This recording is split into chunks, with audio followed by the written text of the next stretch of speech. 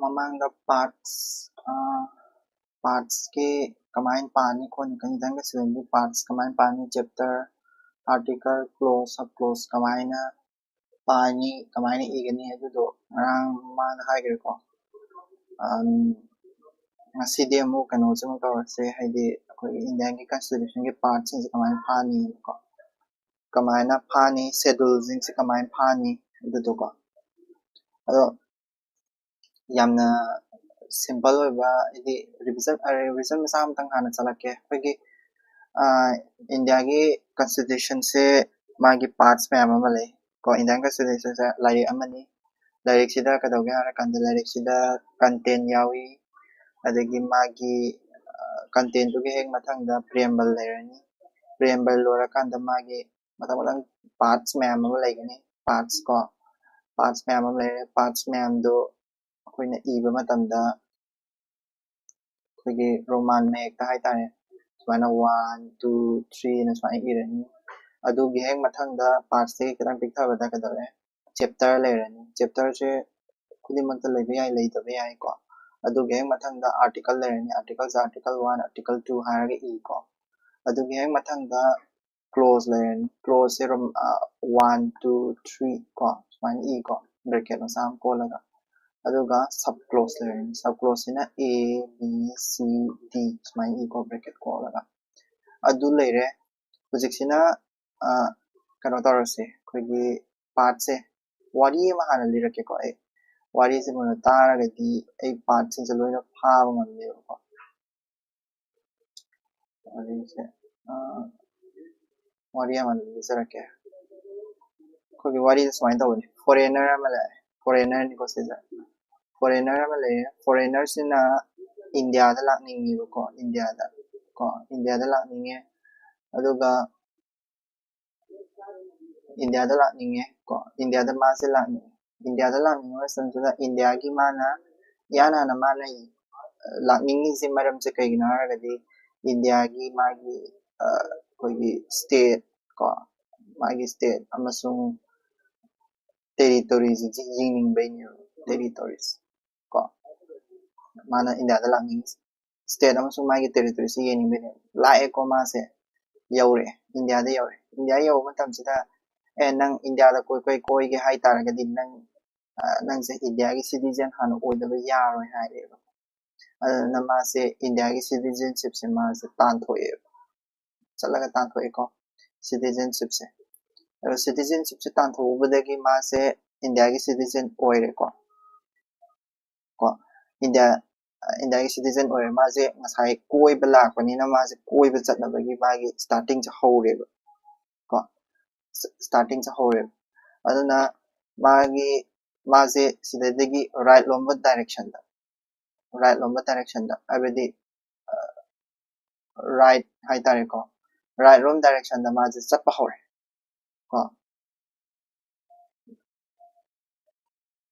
ko right lom direction da chatpa hore ko right lom direction da chatpa hobadagi right direction habani ko direction right direction am chatpa hore ado right direction da chatpa hore ko sida mana yana na thengna base kana no hara kanda adi koigi right direction sida chatpa matam sida ma se mayam na mangda hangi nang karai da chali no kholi no hai na ko kaidobo chali no kari dobo no ko ai right ai si shum ka right su direction da chali ni karai da chali no hai masi ai gi duties ni duty hai di kaino aina tawgadaba thabak ni ai chachari se ha kano da ni sai di union government ai di center da ni aina chali sini center ne ma na chali se masi magi duty ni sini ma hai ai nana foreign dagi lakpa matam dai khallaga lakhrabni ai state amasung territory je koi ne ai center da hana amda chalubi ge sini ko masi je magi duties ni sini hai so ai aham da ga doba state and territories koi bala citizenship sana lawre koi ba satpa yana ba adudagi ma je right direction da lae right direction da lakpa dagi ma se magi duty chatpa da hore duties chatpa da hore ma chali je krawai da no center da ꯑꯗꯩꯗ ꯁꯦꯟꯇꯔꯗ ꯆꯠꯄ ꯃꯇꯝꯁꯤꯗ ꯀꯔꯤꯝ ꯂꯩꯔꯝꯗ꯭ꯔꯦꯀꯣ ꯃꯥꯁꯦ ꯈꯤꯇꯪ ꯈꯣꯏꯗꯧ ꯁꯥꯎꯅꯤꯡꯉꯦ ꯑꯗꯩꯗꯤ ꯃꯥꯁꯦ ꯑꯃꯨꯛ ꯀꯔꯤꯗ ꯑꯃꯨꯛ ꯆꯠꯂꯦ ꯁ꯭ꯇꯦꯠꯇ ꯑꯃꯨꯛ ꯆꯠꯂꯦꯕ ꯃꯥꯁꯦ ꯁ꯭ꯇꯦꯠꯁꯦ ꯆꯠꯄꯗꯁꯨ ꯃꯥꯁꯦ ꯄꯨꯔꯥ ꯏꯝꯇꯤ ꯑꯣꯏ ꯂꯩꯔꯝꯃꯦꯕ ꯏꯝꯇꯤ ꯑꯣꯏ ꯂꯩꯔꯝꯃꯦꯕ ꯏꯝꯇꯤ ꯑꯣꯏ ꯂꯩꯔꯝꯕꯗꯒꯤ ꯑꯁ ꯀꯔꯤꯝ ꯂꯩꯇ꯭ꯔꯦꯅ ꯃꯥꯁꯦ ꯑꯁ ꯑꯗꯨ ꯇꯥꯔꯗꯤ ꯌꯥꯔꯣꯏ ꯃꯁꯤꯗꯤ ꯌꯨꯅꯤꯌꯟ ꯇꯦꯔꯤꯇꯣꯔꯤꯗ ꯑꯃꯨꯛ ꯆꯠꯂꯦꯕ ꯌꯨꯅꯤꯌꯟ ꯇꯦꯔꯤꯇꯣꯔꯤꯗ ꯁꯤ ꯈꯛꯇꯪ ꯉꯥꯏꯔꯁꯤꯕ ꯌꯨꯅꯤꯌꯟ ꯇꯦꯔꯤꯇꯣꯔꯤꯁꯨ ꯌꯧꯁꯜꯂꯨꯔꯒꯦ ꯌꯨꯅꯤꯌꯟ ꯇꯦꯔꯤꯇꯣꯔꯤ ꯌꯧꯕ ꯃꯇꯝꯗꯒꯤꯗꯤ ꯃꯥꯁꯦ ꯀꯩꯅꯣꯝꯃ ꯎꯔꯦ ꯌꯨꯅꯤꯌꯟ ꯇꯦꯔꯤꯇꯣꯔꯤꯗ ꯀꯩ ꯎꯒꯦ ꯍꯥꯏꯔꯀꯥꯟꯗ ꯑꯩꯈꯣꯏꯒꯤ ꯈꯨꯡꯒꯪ ꯚꯤꯂꯦꯖꯁꯦ ꯀꯣ ꯚꯤꯂꯦꯖꯁꯦ ꯁꯤꯁꯤꯒ ꯃꯥꯒꯤ ꯁꯤꯇꯤ ꯍꯥꯏꯗꯤ ꯑꯩꯈꯣꯏꯒꯤ ꯃꯐꯝꯗꯨꯗ ꯂꯩꯔꯝꯕ ꯆꯥꯎꯈꯠꯄ ꯂꯝꯗꯝꯁꯤꯒ ꯚꯤꯂꯦꯖ ꯑꯩꯈꯣꯏꯒꯤ ꯀꯩ ꯍꯥꯏꯅꯤ ꯈꯨꯡꯒꯪꯁꯤꯒ ꯑꯅꯤꯁꯦ ꯐꯖꯅ ꯍꯥꯏꯗꯤ ꯅꯨꯡꯁꯤꯅꯅ ꯂꯩꯔꯝꯕꯗꯣ ꯅꯨꯡꯁꯤꯅꯅ ꯍꯥꯏꯗꯤ ꯌꯥꯝ ꯅꯨꯡꯁꯤꯅꯅ ꯂꯩꯔꯝꯃꯦꯕ ꯀooperate ꯇꯧꯅꯔꯒ ꯍꯥꯏꯇꯥꯔꯦ ꯀooperate ꯇꯧꯅꯔꯒ ꯅꯨꯡꯁꯤꯅꯔ ꯂꯩꯔꯝꯃꯦ ꯑꯗꯨ cooperate ꯇꯧꯅꯔꯒ ꯅꯨꯡꯁꯤꯅꯔ ꯂꯩꯔꯝꯕ ꯎꯕꯁꯤꯗ ꯃꯥꯁꯦ ꯍꯔꯥꯎꯔꯦꯕ ꯀꯣ ꯑꯗꯩꯗꯤ ꯃꯥꯁꯦ ꯑꯁ ꯑꯗꯨꯗꯤ ꯂꯝꯁꯦ ꯁꯤꯟ ꯊꯨꯡꯅꯕ ꯌꯧꯅꯕ ꯇꯝꯄꯥꯛꯀꯤ ꯂꯝꯗꯅꯤ ꯃꯥꯅ ꯆꯠꯂꯤꯁꯦꯀꯣ ꯇꯝꯄꯥꯛꯀꯤ ꯂꯝꯒꯤ ꯁꯤꯇꯤ ꯇꯝꯄꯥꯛꯀꯤ ꯂꯝꯒꯤ ꯚꯤꯂꯦꯖ ꯍꯥꯟꯅ ꯆꯠꯂꯦ ꯚꯤꯂꯦꯖꯀ ꯁꯤꯇꯤꯒꯁꯦ ꯅꯨꯡꯁꯤ ꯆꯥꯟꯅꯅ ꯂꯩꯔꯝꯕꯁꯦ ꯎꯔꯦꯕ ꯃꯥꯅꯀꯣ cooperate ꯇꯧꯅꯔꯒ ꯂꯩꯔꯝꯕꯁꯦ ꯍꯥꯏꯗꯤ ꯑꯃꯒ ꯋꯥꯔꯤ ꯁꯥꯟꯅꯔ ꯈꯣꯠꯇꯅ cooperate ꯇꯧꯔ ꯂꯩꯔꯝꯕꯁꯦ ꯑꯗꯨꯗꯒꯤꯗꯤ ꯃꯥ ꯆꯤꯡꯗ ꯑꯃꯨꯛ ꯀꯥꯈꯠꯂꯦ ꯇ꯭ꯔꯥꯏꯕꯦꯜ ꯑꯦꯔꯤꯌꯥꯗ ꯑꯃꯨꯛ ꯆꯠꯂꯦꯕ ꯃꯥꯁꯦ ꯀꯣ ꯇ꯭ꯔꯥꯏꯕꯦꯜ ꯑꯦꯔꯤꯌꯥꯗ ꯀꯣ ꯇ꯭ꯔꯥꯏꯕꯦꯜ ꯑꯦꯔꯤꯌꯥꯗ ꯑꯃꯨꯛ ꯆꯠꯂꯦꯕ ꯑꯗꯣ ꯇ꯭ꯔꯥꯏꯕꯦꯜ ꯑꯦꯔꯤꯌꯥꯗ ꯆꯠꯄ ꯃꯇꯝꯁꯤꯗ ꯃꯥꯁꯦ ꯀꯩꯗꯧꯒꯦ ꯍꯥꯏꯔꯀꯥꯟꯗ ट्राइबल एरिया चले को ट्राइबल एरिया चप्पा मतमसिदा कनो तौरे पाव अमा तारे माना फोन हदि हुजिकी फॉरेनर जिदा को पाव अमा तारे माना ngasai चलुबा सेंटर का स्टेट का दो इंटी ओय हो हाइद्रा सेंटर का स्टेट का दो अदुदा फॉरेनर दो ला कांदे इंटी ओय हो ओय हाबदगी मोय जे साउनादना हाइदि स्टेट का सेंटर का दो साउनादना खनरा एबको स्टेट का सेंटर के रिलेशन जा फलक्तरे मतमदुदा स्टेट का सेंटर का गी एदि फॉरेनर ला अदुबाउदा मोइजे कयाइनी मोइजे पुरा एम्प्टी होयरगा लैगी हैना मोइ मसेन जे साउनरे सेंटर स्टेट का सेंटर का रिलेशन से याम फलक्तरेबको हाइदि को अदुदैदि स्टेट का सेंटर का रिलेशन से याम फलक्तबदगी फलक्त्रिदो हाइदि करिगिनो न हंगीबा माना चलगा अस मसिदि मा मोइ फत्रिसे करिगिनो हंगुगे न हंगु मतमददि पैसा लेतबैनी को फाइनेंस फत्तबैनी पैसा लेतबैनी को अस लमगी एनबैनी का हाय प्रॉपर्टी गिनी को लमगी एनबैनी अस नंग खंग पोतेदा कोई मोइ कंट्रैक्ट पीबदो अदु कंट्रैक्ट तो यानदबैनी मी खरा नमु हाय पैसा लेतबैनी मी खरा नमु हाय प्रॉपर्टी गिनी मी खरा नमु हाय अस कंट्रैक्ट यानदबैनी खोतबैनी हाय को अदुमाय हाइनरे अदु ओ फरे फरे अदु कमाइना हाइदि कोइगी कयाइनी सिगिसे सॉल्व तौनी हाइदि पैसा लेतबा प्रॉपर्टी करी करा कंट्रैक्ट लेतबा गासे कमाइ तौर सॉल्व तौनी अदुदि केम तौरय कोइगी ट्रेड तौरगा हाइदि पोचे योन खोत तौरगा कमर्स को ट्रेड एंड कमर्स तौरकांदा पैसा लेतबसे फनी सिनी ममोन हाइरिस ओ अदुदि फारे नोइगी प्रॉब्लम द फॉरेनर जिनको नोइगी प्रॉब्लम द आई सॉल्व तौरगा को सॉल्व तौरगे अदुदि फारे सॉल्व तौरगे आई हेल्प तौबिरगे सिने आई हेल्प तौबगी सर्विस अमा नोइदा पिबिरगे सिने हेल्पिंग सर्विस अमा को हेल्पिंग सर्विस अमा नोइदा पिबिरगे अदो कमाइना पिदुइनो मोइना हंगे कमाइन पिदुइनो नंग फॉरेनर नि कमाइन पिदुइनो ओ आई मतेंग लौरुदुइनि कनादि लौरुनि आई अस आई कोर्ट तगी लौरुदुइनि कोर्ट चटख्रेबा मासे को कोर्ट तगी लौरुदुइनि कोर्ट चलकांदा कोर्ट माना हाय कोर्ट आई स्टेट का सेंटर का खनरिजे आई फहनगे अदुदुना नंग नंगोंदगी कोइगी कय हाइनी आई जे बोट लेप अमते याहलु सिने राइस आई बोट लेप अमते याहलु सिने इलेक्शन तौगे इलेक्शन दे यावगे सिने मान हाइरो इसे को court चलगा election they यारोगे हारबदगी कनोना supreme court हाइरेसे नंगिदी special case नि नंगी फॉरेनर नि नंगी स्पेशल केस नि स्पेशल केस नि को स्पेशल केस नि अदुना नंगिदी कनो तौरसे को स्पेशल केस नि अदुना स्पेशल केस हाइदि class ta chalallasine special class ta chalallasine bole ke hai tar gade adada no pasina oh phare ado ai loan di haiti sine foreigner ai lakpa kui dri aduna language ai kem khangdri sine mais language se ai kem da khangsadri kamai to dino language se language khangdra di ya ga jaw sine mo hai se ko khudakta hai ma ko yam thu da athu bi da ko athu bi da se kano ne election se athu bi da taw dro ni na khudakta yam thu bi da emergency situation emergency da hai tare ko yam thu na pass oina ga hai emergency da koi law se sem to ge ko make change hai da change se or amendment se law se sem to se kon ai de khudak ta ai koi court se na hai ni ko court se ai khudak ta ai law se sem to ge law se sem to ai de law se ai na sem to te law se matam khara ge khatang ni khara khatang ni nang khango si ba matam se da le law se sem to ge adu do gan nang gi temporary oina sem to ni ko nang gi naming se temporary oina hong ge se nang gi naming adi name hai tare ko or nang gi title se haidi nang do foreigner oira ni na bot le ka hai tare ga di nang do sigi haidi sa su kano subas hai bro or maming ama change tawra sine hai what is it hape khangi ko sisine haidi amuka ne wari le ke foreigner ama lai state amasung territory se yengba ko ada yengba yana bi da mak sama citizenship khana lawre citizenship lawde ki magi ma fundamental haidi mana right direction da chatle ba ma se right direction da sapadagi right direction da sapada magi duty ni khanjai ni ko haidi kaino di ma ngasai koi ba lak pa ni ko mani hana no koi ba se center da koi ba chale center da koi ba chale adagi amuk state ta mo koi ba chale ado pura empty oile rami wang hang le rami ma se as adui ta di union territory yoshal lo ga ni union territory yoshal le union territory gi khungang ama da chale khungang ama ga adagi city ama le rami city du ko khungang du ga yeng na ma ta ma wa ni do cooperate or pasan nuksina na le rami du gi ma ji ngakre adui ta ga di as sumaina nuksina le se atai atop khara da ju yeng gi na ma ji ching da ka tribal area da mu chale tribal area da chalu ro da gi pau ma tare pau che kanino state ka center gi relation se am phatre khotre na pau tare kai marang gi phatri no hango matam da paisa gi ni khara hai amana lam gi ni hai property gi ni khara mana contract longna bodo contract to pi da bagi ni khara hai line tore ado kamai na phani na man ham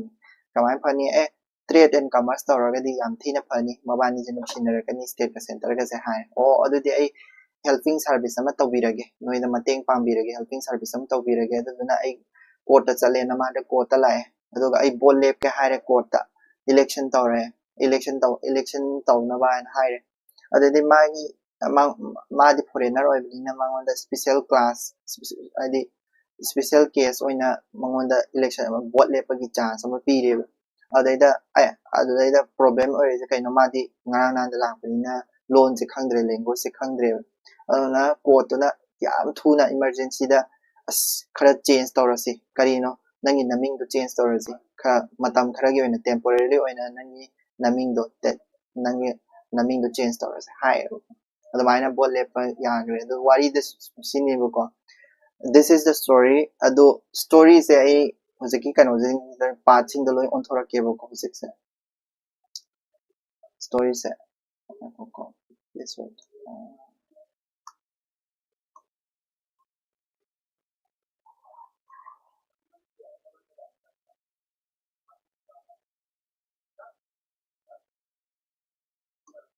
okay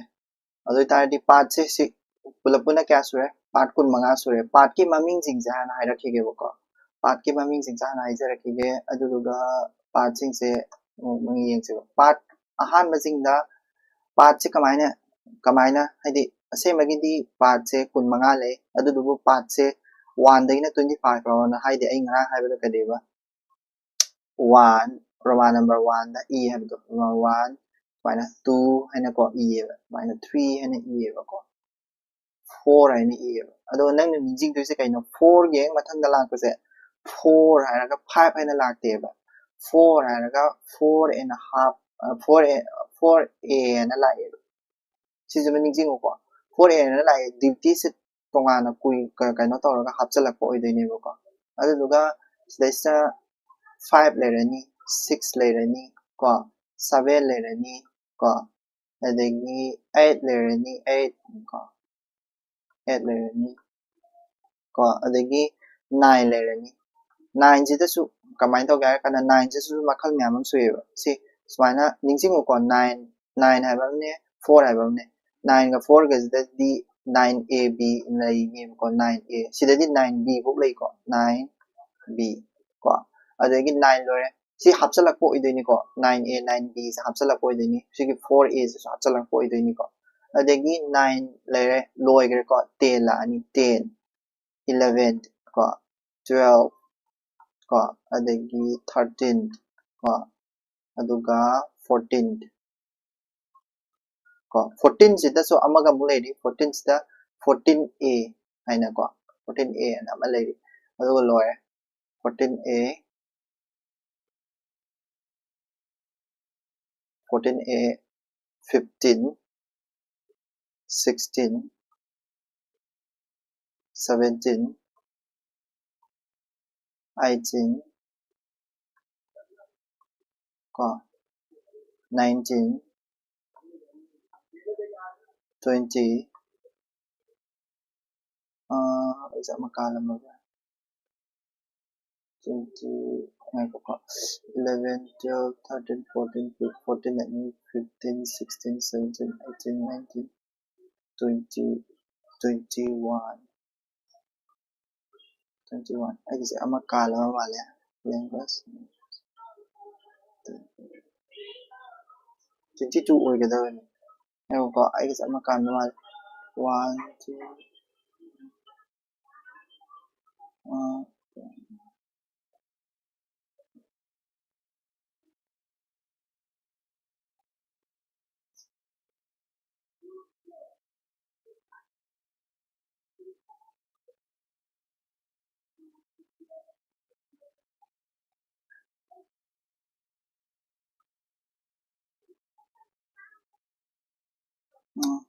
kande okay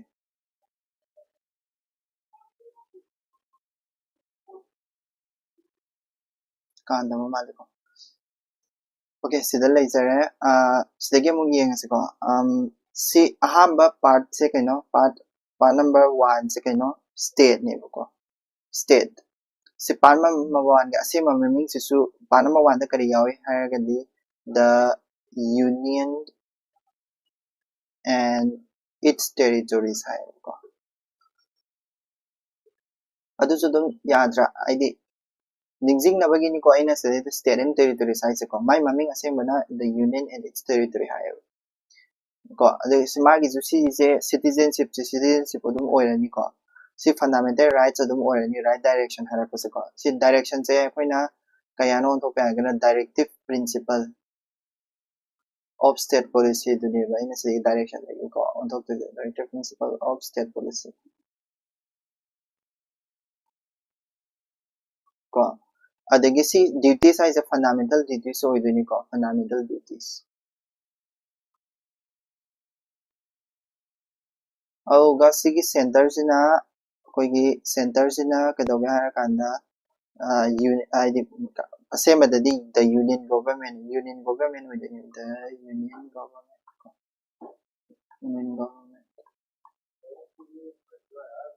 ko state sina the state government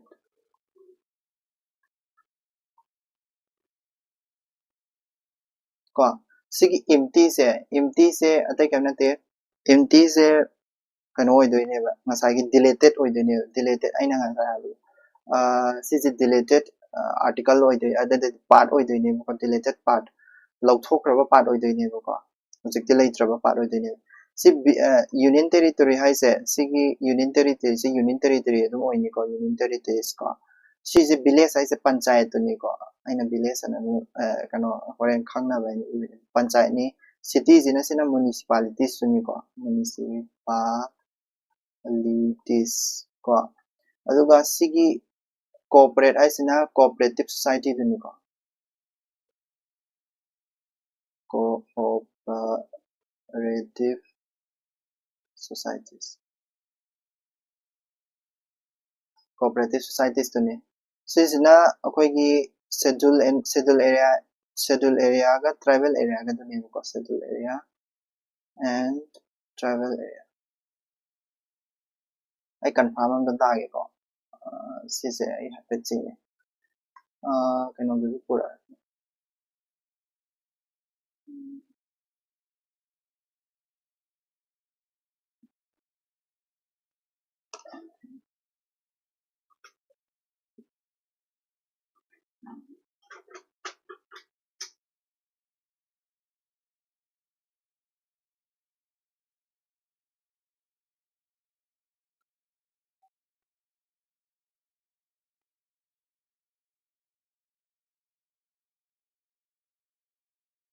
okay okay sai ge da mo wa laure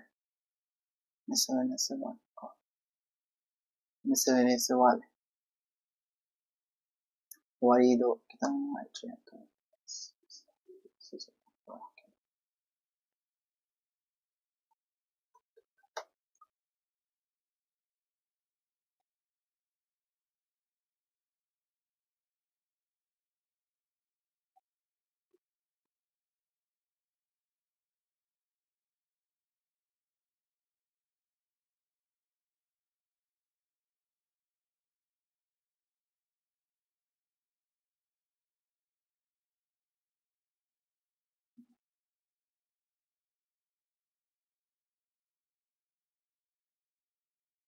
sida mi la si ko sigi da kano mo wa laure aina yam thu na tawman emergency lore kan da koi gi emergency gi mamang si ta ko ama wa laure sabi ba de sigi emergency gi mamang da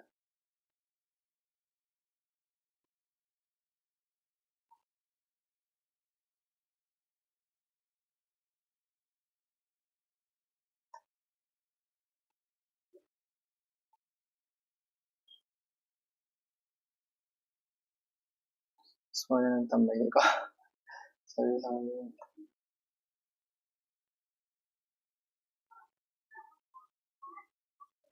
okay sida soy de kai na kan sida 22 do miscellaneous hoy ga da ko miscellaneous language su khangdri aduga ato hiram ha so other ha miscellaneous aina wari libe da language su khangdri aduga noi gi culture kari kara ato su khangdri hai ba duni ko eh election to ra se bot le po ha ko na bot le po nang gi special class sa la special case to ra se ha but I gi learn language khangdri aduga ato pa I other ato pa ma'am du so I khangdri hairak to ni adada adudi kudakta emergency da athubada nangi kano se semto asi haraktoine ko semto asi haraktoine aduduga change torosi semto asi nangi naming do temporarily nang naming do change torosi haige doine ko sida 11 lere 21 ko sida so is the 18 layer 19 layer ni not 29 layer ni not 19 20 layer ni 21 layer ni 22 ko smile ga da ne ko part sing se part 22 lay do ne ko part I di masing da 22 lay ga ne ba hapsalak pa kai ga pula ga 25 lay do ni ko ama delay tawre siga sida aina last 26 ani ire se ama delay tawgibudu yawri ni ko sigi empty hai se si delay tawra bane ko si se yawgdram ni ade tide pulapuna 25 oi deni ko adu de mo kano da ithora asi ko sa si tribal hai se aina schedule area aina tribal schedule tribe to ni ko schedule area aina tribal area to ni si se ko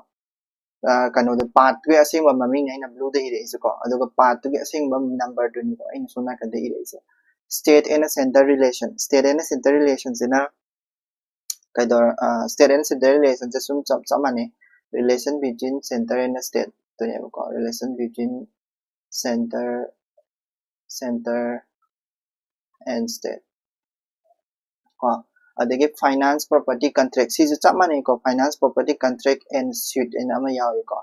ไม่มามิ่งอาเซียนบัดนะ suit ใช่ใช่ไม่ยาวเฮ้ยอันนั้นจริงๆนี่ตัวนั้นก็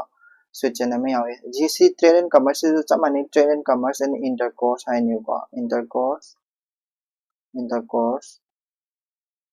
within the territory of India within territory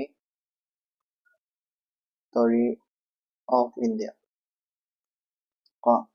adagi sige helping service hai helping se log thok ro this ka that kro ko helping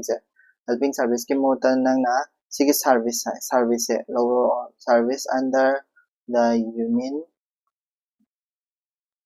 and the states ko service under union and the state pa to ne bu ko the court se akoina court se ka to pa me tribunal sa hai ne ko tribunal se su court ke type ni na ko tribunal oideni ko sige court sa adagi election badi election adum lai sare this is true special case special provision oideni ko special case sige case sige mota provision special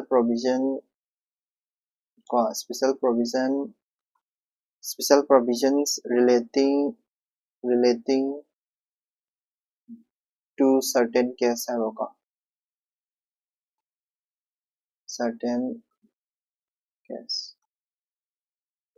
khangdu se ki de kai na kan da sumni ai ngasai wari li se ki de ningjing na bani bu ko ningjing na bani adu si lor si lai adu ningjing na bani bu ko si jina language ai de official language ai ko official language adu duga sigi yam kana ga da ma ha ke SSC da article yam hang hai ko SSC ki mari je laina naina roi da bani naina ga de jail sang dai ado articles yam hangi ko aduna part ko maje khara phazal laga hyped guess work khara tawdradi yaroi bu ko miscellaneous budi miscellaneous adum oirani adagi emergency su emergency adum oire si change ai amendment ni ko constitutional amendment jing du ne ba adagi si temporary hai su temporary adagi transitional special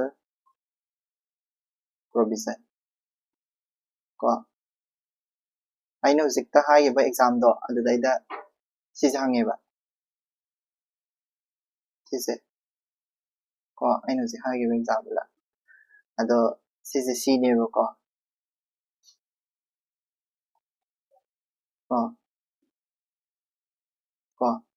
zi ne ko aduna siguma part sisu important ya moe ba ko part sisu important ya name si title short title ka hai ko short title adagi commencement da sida I de ni ko commencement dana passing this minor pha ba ai ko adi passing se wari gi form da pha ba sina bi yam thi pha de ni duga sigi matung pharak pa jing duni like sigi matung da gi pha ga ra so article number parts number 4A fundamental duties laire part number 5 the center laire ko sisi ithok pa ngam ba adi kano da khara adi change lai se 4A sima 9A 9B sima aduga 14A sima sisi ni change lai se sisu I bet mark toraga thamo ba damaina hayeng pa ba da nuai na ba aduga sigi deleted portion se hana akoigi state ki maming khara irama thamamani ko aduna pa number 7 sidi yaudaba ga chamanare ko aduga nana khangdu se union government hayeng kanogi union government state government tobudu su amung naina rakini magi the 5 chapters lai ko chapter mari lai ba chapter lai ba kangu ne hare isna 6 chapter lai sidana state government na 6 chapter sing su adi phaba da yakshan ba yai ba ko adi kano tawna ba adi hai janna ba ko adagi 11 subado kano gi relation between state and ko sida 2 chapter yawi sida sida 4 chapter lay ko aduga 14 subada service ki sida 2 chapter lay ko chapter ani lay aduga language ta official language ta 4 chapter lay yani ko khangani ko si dai sa khangnaba dum yaw ko hadi first suba part sida union and territory gi magi article mari do lerani 1 2 3 4 article jing do ni ko sidaida part sina hai je kaino part sida aina hang sa na mama do sa gi bodo constitution gi article 1 ai gina 374 394 bo lebido adu 394 bo lebido kadoga hara kanda koi gi hawbadagina loiba pause sigi part sing sina loi kandone like sida ina 1 ina 4 bo ni sisina 5 tagina 9 5 tagina 11 bo ni sidana 12 tagina 35 bo ni dumai na sum chakhidoine bako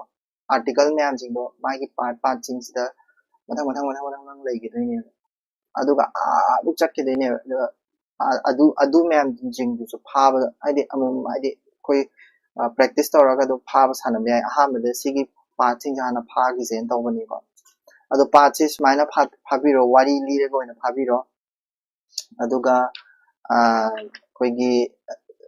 sum sidagi dum phaba yagini na khalle gi wakhandidi ko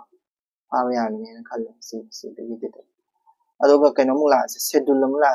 yang koina matam changal largam dis schedule mula schedule da schedule gidi akoi phadrasu yaraponi schedule sidi do akoina nainaba matamda adum pakhangda khangla leido pone ko adum naina thokrase sigidi trick leite oi ai hana leirami trick sanarami ba tawda schedule do 33 khaktanina si phabadi yam line ina khalleba ko first schedule se yengse atu aidi pm tiers 8 kain leibra kanom tawbane adu ka phadrasu ai ko aidi kanadaba pole just yam toina season aba schedule ngantane ba koida aiduna I hijack first schedule le horse first schedule se kaino name of the state ko name of states and union territories koida state masing kya le husik koina state masing kya le state ko nipal le ko aduga union territories kya le union territories kya le interest tabdi akoigi union territory se interest tabdi akoigi mapan naina lebo ko aduga tasebagi di nipan ni ko aduga khangdu se kaino ara kanda akoigi yam luri se kaino ara kanda handa no sem karam kanda semgi ba khot ki ba ko adagi union territories masing jing do sile sila loina ma iraga thamamani ba first schedule da have the name of the state se akoigi list number 1 da yawi ko aduga union territories na list number 2 da yawde ni ko adu paina first schedule da mani yawi name of the state name of the union territories aina ko masagi first schedule se second schedule da question number ga hamauge state sigi number of state say list number 1 hare khala list number 1 jida akoigi state se mathang orak palai Andhra Pradesh ko adagi Assam mathang la e dumaina adumai lakpasida akoigi Manipur se karamba entry de yawge comment da nong pibiramu ko kaigum video se hindi ta Manipur se karamba which entry kaya sube entry da which entry ko karamba which entry da chang haidi 1 2 3 na ahamado Andhra Pradesh ko so ahamado okay aduga mathang ani subadana kano Assam lere adai mathang sum la ani la haidi Manipur se karamba entries da haidi karamba masing da haidi state oigi ge ko adudo amtang comment section da habiramo okay second schedule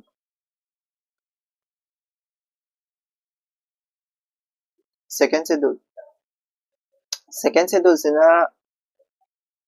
schedule sina kadoga kanda koigi emolment ko emolument हाइबदी emolument tolop ni ko tolop natraga allowance ko allowance natraga privilege ko privilege sisi oi ko kana gi oi deba president gi ko president gi natraga na governor gi ko ade natraga koi gi speaker lai ko speaker se both kanon ko deputy speaker both kana gi lok sabha ko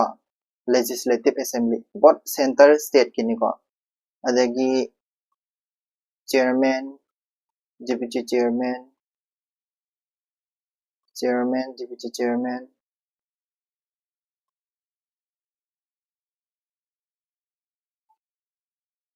sisu both Rajya Sabha legislative assembly ko amanjana speaker deputy speaker je both Lok Sabha and legislative assembly legislative assembly aduga chairman deputy chairman jana both Rajya Sabha and the legislative council ko moi gi haidi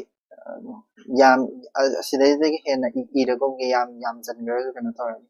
force wada just se kana ino haragadi high court ki natraga supreme court ki ko moi gi tolo pina bai khatang ne schedule 2 da thal lai dis ko schedule 2 se adagi schedule idi atopa da haragana cake ko comptroller and auditor general ko sisu magi tolo kari kara jing se pi na bagi na makta second schedule je le I raga thamni ko adagi tolo chara mina oida ba amta gangja roi na amu haibagi sumo ana torani ko third schedule da third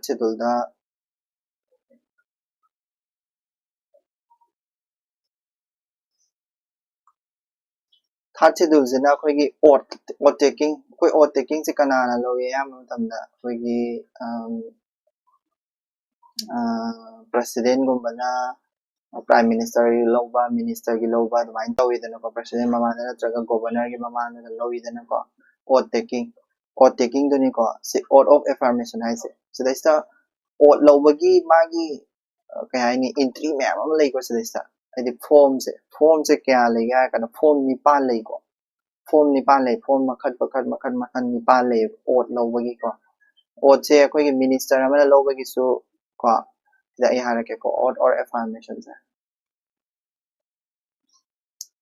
oath or affirmation se kadoga harakanda minister gi ore so ai ko minister se both center state kini ko oath lobo sida center state natraga union gi ko adagi natra haragana koi gi candidate ai kai ai vote lep chingai mama gi adu su oath loidana ko adu su pura state center gi ni ko state natraga union ore so animaki hadi legislative assembly gi vote lepakan na hona matamda minister or pa matamda so adagi vote lep na hona pa matamda so oath loye ko adagi mo 3 subada kogi kani MPs oina MPs or pada MLS or pada pulap punna ga kanu lowidana kogi oath lowidana president governor ni mamanga adagi just su adagi cake ading asagi comptroller and auditor general okay asi myam jing se moi oath low matamda pathokadaba form jing pathokadaba form ni pan yawe moi myam jing se pathokadaba form je ni pan ya moi ni form ni pan do sidai I da thamme third schedule ko adagi fourth suba schedule da kari yawge harakanda huzik ahamada kari dogre kanogi maming yawgre maming gokthore ko tolo pire kanda nang oidaba ngang wa hanu wasa la holle aduga sitta phamalle seat allocation ko seat ta pamale seat allocation se ayamana kaino gi oidini ko council of state ki council of state abadi kaino Rajya Sabha gi council of state ki Rajya Sabha gi seat se khwaya ba se koi Uttar Pradesh no oi ko Uttar Pradesh ki di moi 31 muk lei adubu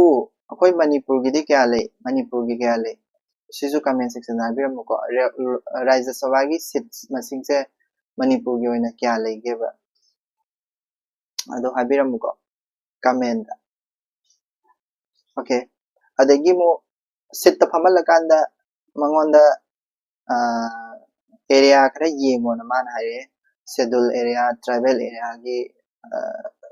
khara da yengo na ma se yeng halle ba ma se fifth schedule se na akoi gi ngasai gi schedule area ne ko schedule area ne tribal area ne schedule tribe ne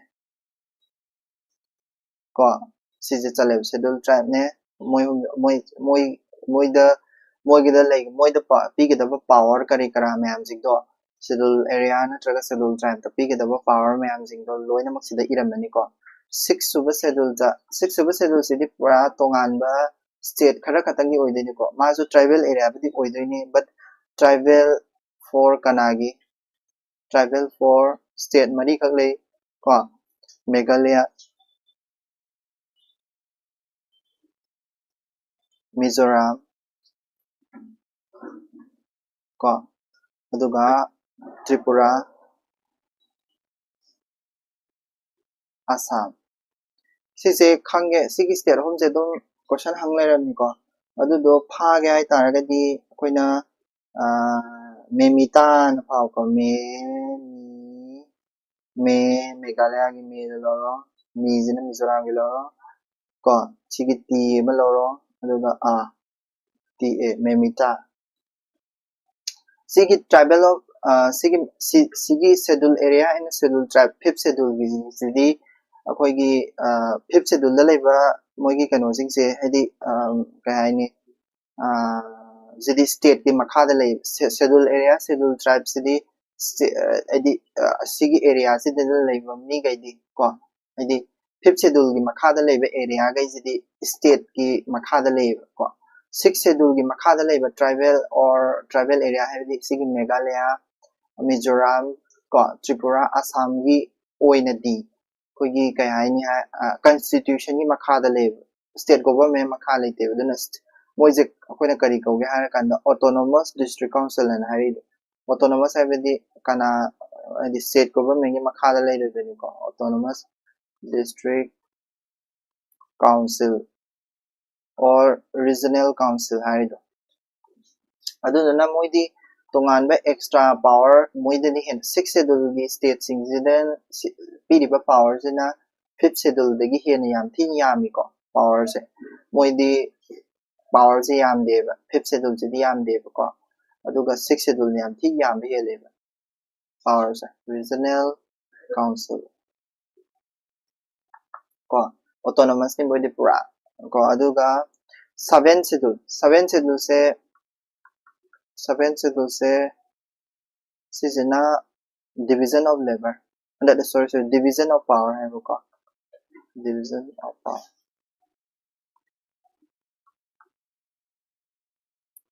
division of power se koina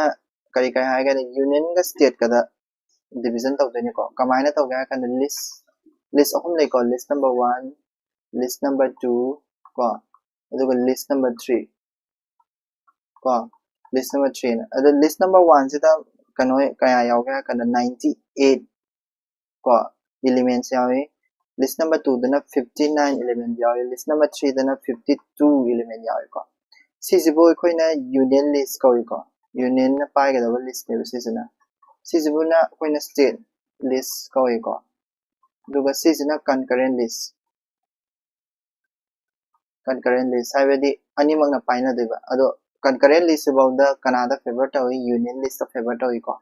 ado maina je pai de man mana pai na ga da power je division to na thamme 7 schedule sina ko season lai ko adagi 8 suba schedule da 8 suba schedule se adum akoi dum tara mani 8 suba schedule se language ni ko official language or language leidana ko 22 official language to adu duni mas le yaw this language as of see huzik taina sona kadagi copy tor ko photo sidai sai hapa age ko 22 official language to si siniko puraba India ki state ta koigi Jammu and Kashmir da ko Jammu and Kashmir da kana le Dogri le ko Dogri hai su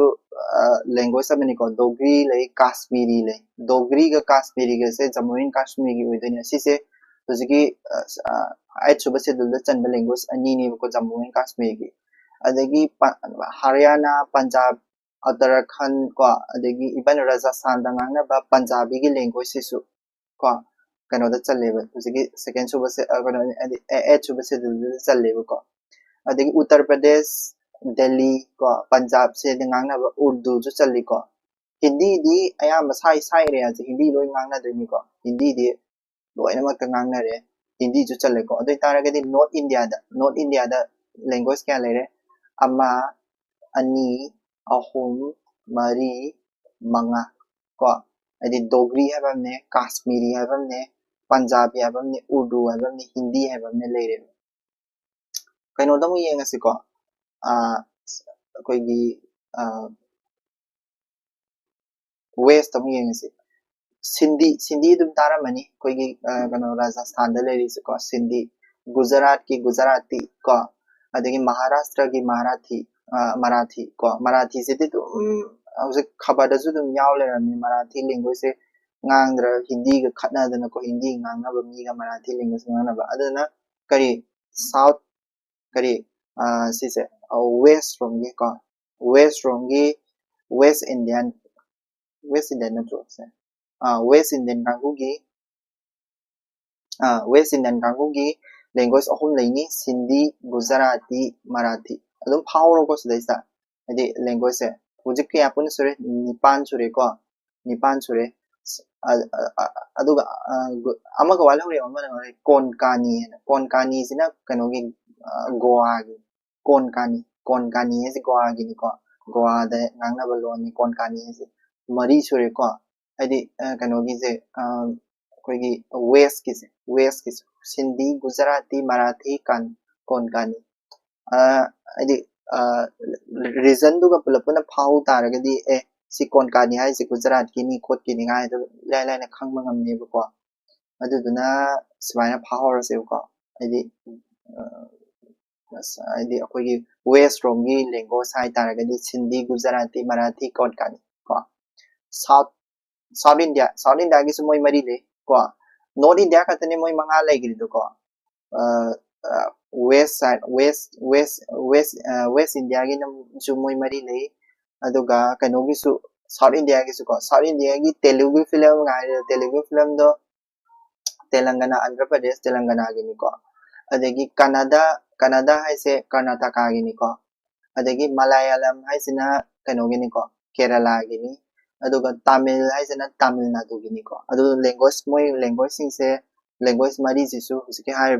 official eight suba schedule da yaw de ni ko ningjing horo si su ko Canada na Karnataka gi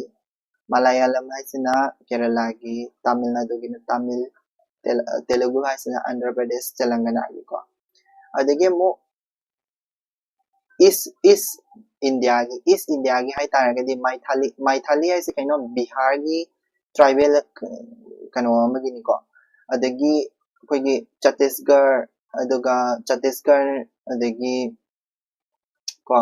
Odisha Chhattisgarh Jharkhand moida ngangna ba moida leiba koi tribal khara lei ko even sibok yoba Assam gi sibok yoba tribal khara lei ko sai areas da leiba sigi tribal areas ko koina Santhali har khangne sigi Santhali har se koi gi Santhali tribal sina ngangna ba lon ni ba ko Santhali se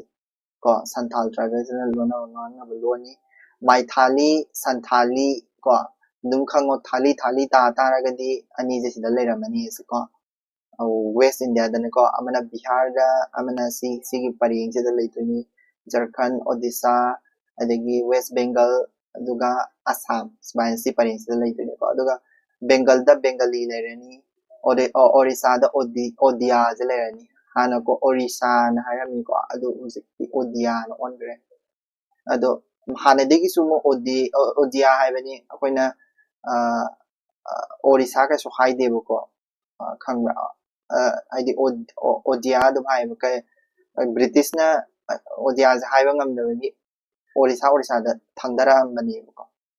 aduni adagi Sikkim se statehood phangiba matamda Sikkim ne yam ngangnai report Nepali ji su official language salan gre ko Sikkim ji Nepali maro loi lon nei yeb kai no di moi di Nepal ga yam na ne and also Nepal ga dum my cultural exchange dum tong nei ko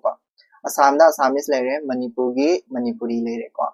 adi adu taragadi kari North East ki di moi hung gantani Nepali Assamese Manipuri ko atai na moi mari ni si da su moi mari le hai khangor ni ko thali la loiba ani Santhali Mai Thali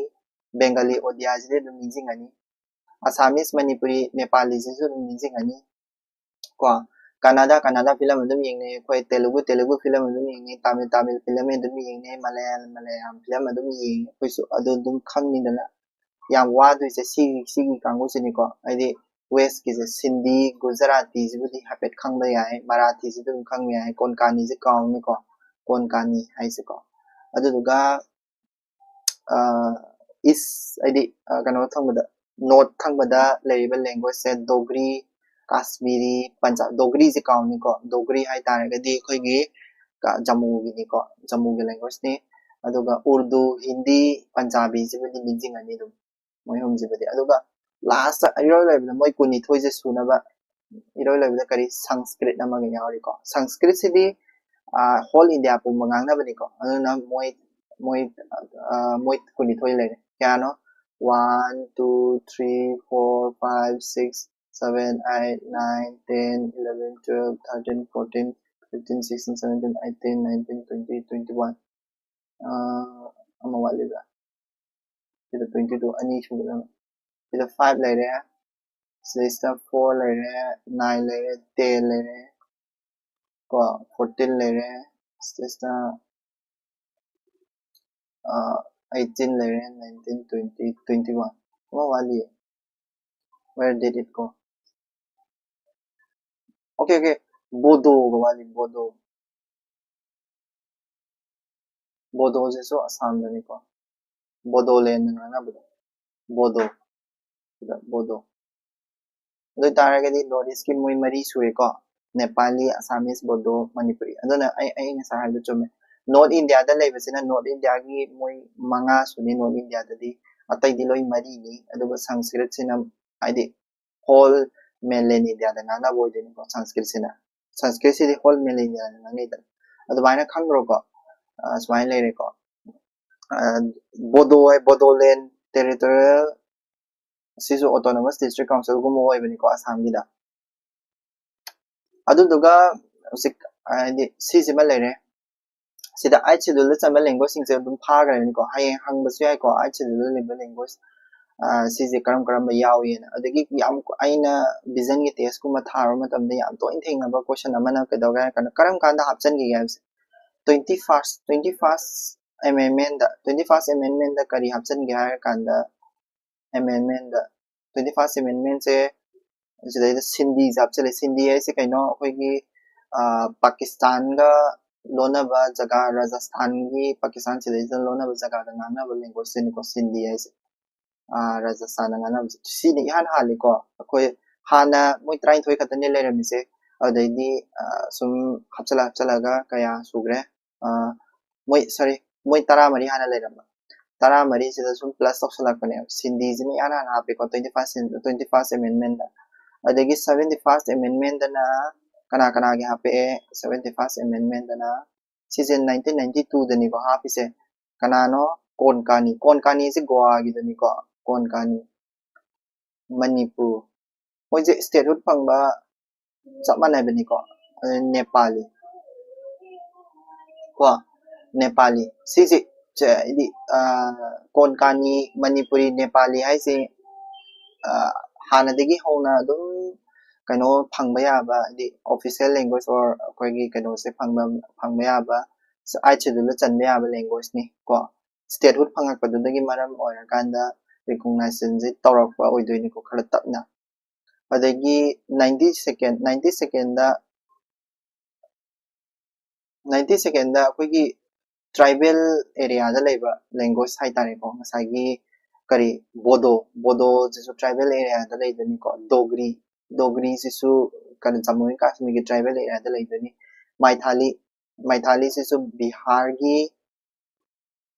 tribal area da leba oidoni adigi santhali masagi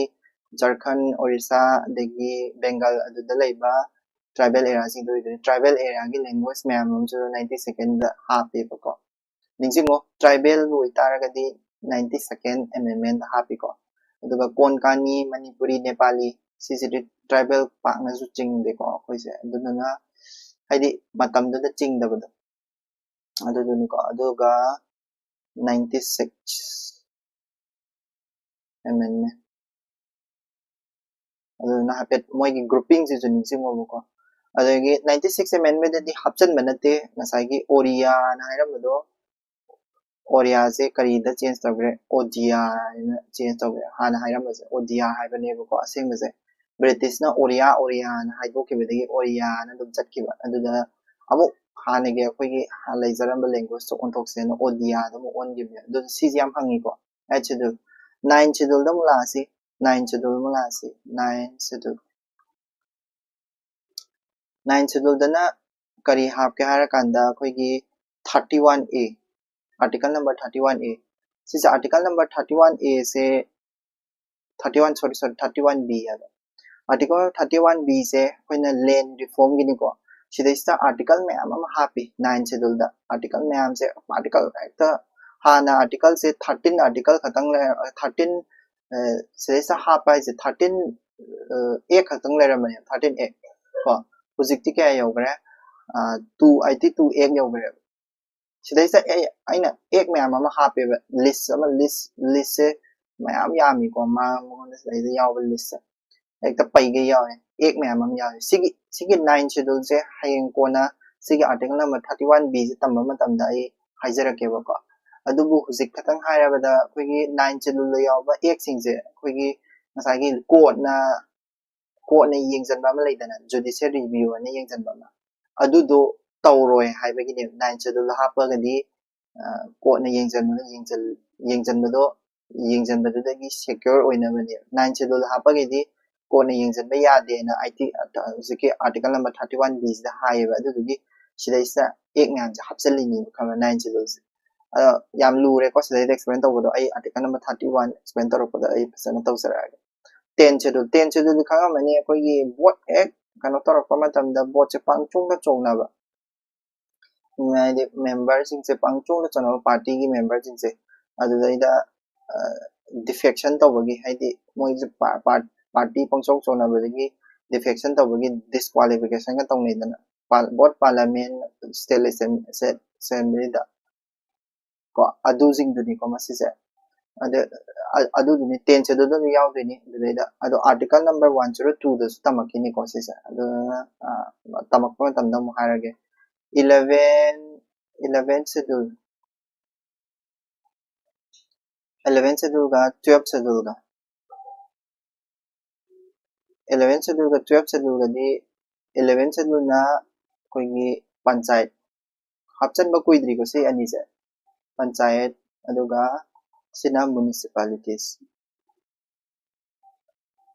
हप्चन बा कोई द्री से अनि से part अनि से हप्चन बा कोई द्री अदुगा स्माइल लेबो को यानी को parts क्या लेबा parts कुन मरी ले कुन मंगा ले parts अदुगा schedule ना train थोइ ले रे को schedule train थोइ ले रे अदुगा parts लोरा कांदा schedule ले रे schedule लोरा कांदा कोई की appendix अहुम ले रे को appendices अहुम ले रे appendices अहुम ददी तंबदे याव दे just अदुदी तोंगाने extra हप्चलक पनी को अदुना Indian constitution से पूरा complete नि लोइ से पार्ट सिंगसे आर्टिकल मैम से लोई नैरनी लास्ट फावको अदुगा शेड्यूल सिना कैदौदिनो शेड्यूल की फंक्शन से कैनो है कना आर्टिकल 1 दा आदि आर्टिकल मैम सिंगसे यावबदा इबदा कोई याम चौथोकदव पोट सिंगसे शेड्यूल दा हापने लाइक कोई की कय हाइनी पेज नंबर 22 दा येंबियु मखाजिदि हारगा इगिबदो अदुगुम्बा स्टाइल ने शेड्यूल से एक्सटेंशन नेबको हाइदि एक्सप्लेनेशन ने हाइ तारे कोई दा हारगा इंडेक्स का हाबदो कैगुम्बा वाट खरा मीनिंग हेन एक्स्ट्रा होइना हंदोकबदो अदुदुनि शेड्यूल सिंगसेना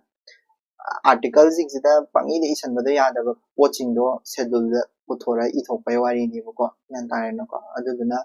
शेड्यूल ने अदुगा शेड्यूल लोरकंदा एपेंडिसेस अहुम लेको अदुदुमजु खंगलो अदुगा सिलेक्शन लोरे हयेंग से क्वेश्चन ना सिगी क्वेश्चन सिगी जे अइन तौजरिबा मैम सिगी क्वेश्चन खरा होचनी अदुगा हंसेतगी प्रेबल तौरसको सिदैदलो सलगे सिगिदी थैंक यू सो मच